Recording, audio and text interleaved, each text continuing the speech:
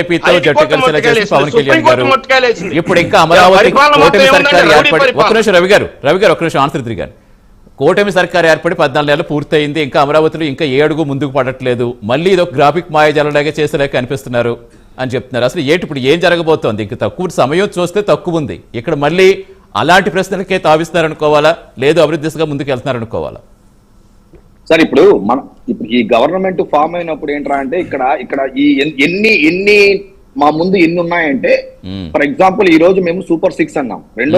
రెండోది డెవలప్మెంట్ తీసుకెళ్ళాలి. మూడోది ఏంటంటే మనకు అసలు క్యాపిటల్ సిటీ అనేది లేకపోవడం, పోలవరం కానీ ఇలాంటివన్నీ ఉండి పెద్ద పెద్ద ప్రాజెక్ట్స్ ఆగిపోవడం. మామూలుగా తీసుకుంటే ఇలాంటి సిచ్యువేషన్స్ పక్క స్టేట్స్ కి ఎక్కడ కూడా కనబడదు. ఇప్పుడు ఏ రాష్ట్రం కూడా వాళ్ళ రాజధాని గురించి ఆలోచించాల్సిన అవసరం లేదు, మనం రాజధాని గురించి కూడా థింక్ చేయాల్సిన అవసరం ఉంది. వాళ్ళ ప్రాజెక్ట్స్ ఆగిపోయిన ప్రాజెక్ట్ స్టార్ట్ చేసుకుంటారు, మన ప్రాజెక్ట్స్ స్టార్ట్ చేయాల్సిన పరిస్థితి తీసుకొచ్చారు. రెండోది ఏంటంటే మనం వెల్ఫేర్ ఏదైతే ఉందో ఈ రోజు ఈ స్టేట్ లో, భారతదేశంలో మనం ఇచ్చినటువంటి ఫ్రీ బీజ్ ఏదైతే ఉందో ఎవరికి కూడా మనం అసలు దరిదాపుల్లో కూడా లేం. ఇది కూడా మనం ఫుల్ఫిల్ చేయాల్సిన బాధ్యత.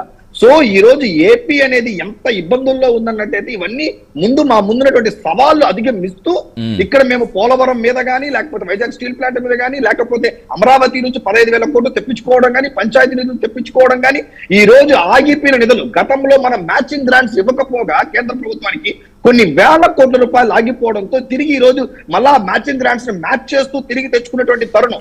కొన్ని జగ్జీవన్ మిషన్స్ లాంటి చోట్ల కనీసం 10 రూపాయలు కూడా ఖర్చు పెట్టలేని పరిస్థితి. సో ఇవన్నీ మా ముందు ఉన్నటువంటి యొక్క సవాళ్ళ ముందు మేము ఈ రోజు సూపర్ 6 అమలు చేస్తూ, రెండోది పెట్టుబడులను అట్రాక్ట్ చేస్తూ 24 hours ఇంత వర్క్ చేస్తున్నాం. కాబట్టి ఇది చాలా ఇంపార్టెంట్. దీనికి సెంట్రల్ సపోర్ట్ ఉంది కాబట్టి ఈ రోజు చూసినట్టయితే ఈ రోజు కూడా నిన్న కూడా చంద్రబాబు నాయుడు గారు నిర్మలా సీతారామన్ కలిసి 5,000 కోట్ల రూపాయలు మాకు ఇవ్వండి, సో అడగడమనే కాకుండా పలానా దాంట్లో నుంచి పెట్టి ఇవ్వచ్చు అని కూడా అంత క్లారిటీగా ప్రపోజల్స్ పెట్టి మనం తెచ్చుకుంటున్నాం. గతంలో ఏ ఒక్క రోజన్నా ఎన్ని పర్యటనలు చేసినటువంటి ఈ ముఖ్యమంత్రి ఏ రోజన్నా మాకు నిధులు కావాలనో, లేకపోతే దీని నుంచి మాకు నిధులు కేటాయించడనో అడిగిన ఒక్క దాఖలన్నా ఉందా? మీరు ఢిల్లీకి వెళ్ళిన విధానం ఏంటి, అక్కడ మీరు చేసినట్టు లాబింగ్ ఏంటి, మీ రాజకీయ కోణంలో చూశారు తప్ప. అందుకే మీకు రాజధాని అవసరం లేదు, పోలవరం అవసరం లేదు, ఏది మీకు అవసరం లేదు. ఏదన్నా మాట్లాడితే మన వైఎస్ఆర్సీపీ ప్రతినిధి గారు మాట్లాడతారు, ఆర్బీకే సెంటర్లు, సచివాలయాలు, ఇది డెవలప్మెంట్ కింద కనబడుతుందా అండి చెప్పాలన్నట్టయితే? ఈ రోజు ఎందుకు రోడ్స్, ఈ రోజు particularly national highways is the talk about India, what India is that అనే దాంట్లో ఈ రోజు పల్లెల్లో రోడ్లు లేక, ఊర్లలో రోడ్లు లేక రవి గారు మ్యూట్ లో పడుతుంది, ఒకసారి చెక్ చేయండి. మీరు మాట్లాడతారు కానీ వినిపించట్లేదు. రవి గారు మీరు అస్తమాన్ మ్యూట్ లో పడుతుంది, ఒకసారి చెక్ చేయండి. మళ్ళీ వస్తాను బ్రేక్ తీసుకుని.